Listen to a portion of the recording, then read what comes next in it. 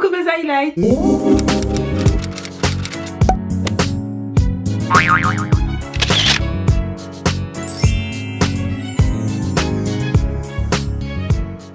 Je suis très contente de vous retrouver dans cette nouvelle vidéo. Il s'agit d'une vidéo swatch. Vous allez dire que je vous gâte en ce moment avec toutes mes vidéos lip swatch, mais en fait c'est un truc que j'avais très envie de vous faire depuis assez longtemps. J'ai oublié bien évidemment dans mes vidéos précédentes, mais évidemment je vous souhaite à toutes et à tous une excellente année commencer. J'espère que tout va bien se passer pour vous. Bref, mes meilleurs vœux. J'ai complètement zappé dans mes vidéos précédentes, j'espère que vous m'en voudrez pas. On enchaîne tout de suite avec les rouges à lèvres de la marque LS Flash. Vous le savez, j'en avais collecté quelques-uns. J'en ai pas des masses en fait, j'en ai 5. J'ai vraiment choisi des couleurs assez atypiques au niveau de ces rouges à lèvres. Ce que je peux vous dire dans un premier temps sur les textures et le rendu, je trouve que ce sont des rouges à lèvres extrêmement pigmentés. On est bien évidemment sur des liquid lipstick version mat qui vont soit avoir un fini métallisé comme celui que je porte actuellement, ou alors un fini classique, mat classique. Mon gros bémol sur ces rouges à lèvres, c'est qu'ils sont extrêmement asséchants. Vous le savez, j'ai des lèvres sèches, extra sèches, méga gercées toute l'année.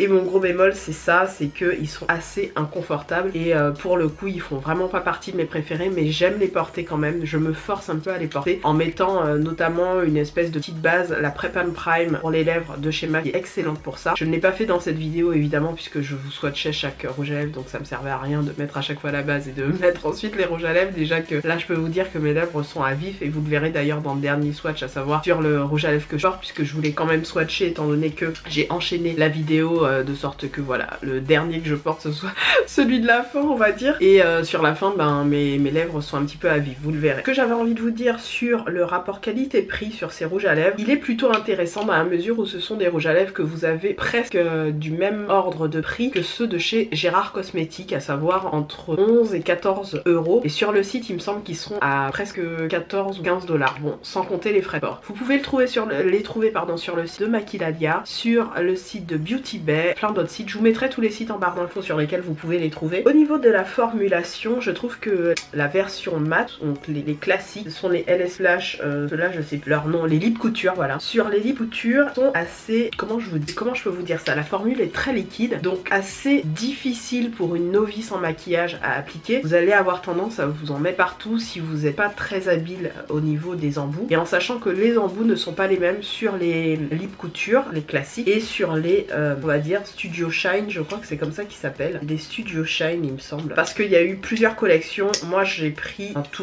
donc 5 rouges à lèvres. Il y en a 2 qui font partie de la collection Studio Shine Lustre, notamment celui que je porte qui est ce magnifique violet. Il y a le Katrina aussi, dont celui-là je vous ai fait un tuto dessus, je vous mettrai le tuto juste ici, un tuto tout en duochrome, les yeux, la bouche. Si vous avez envie de le regarder, n'hésitez pas, j'ai fait vraiment le total look duochrome juste pour ce rouge à lèvres là. Et ensuite les deux petits derniers que je vous ai montré dans mon précédent haul, je vous mettrai le haul par ici, un haul petit prix. Je m'étais pris donc les lits couture d'une collection consacrée au Goddess Aura je crois, ou Goddess je sais plus quoi, et ils se sont inspirés au niveau des noms des rouges à lèvres des déesses grecques. Donc vous avez Perséphone, vous avez Rhea et vous avez une troisième, je sais plus son nom, mais il y en avait un troisième dans cette collection là. Moi je m'étais juste penchée sur ces deux là, donc le marron et le vert. Ce sont de bons rouges à lèvres, mais pour moi ce sont pas les meilleurs. Comme je vous le disais tout à l'heure, au niveau du rapport qualité-prix, on est sur une gamme de prix relativement similaire à celle des Gérard Cosmétiques. Mon gros problème c'est que par rapport à ceux de chez Gérard Cosmétiques, que vous savez que je considère comme mes deuxièmes meilleurs rouges à lèvres liquide mat, ceux-là ils sont hyper asséchants, donc je trouve qu'ils auraient été moins chers, on va dire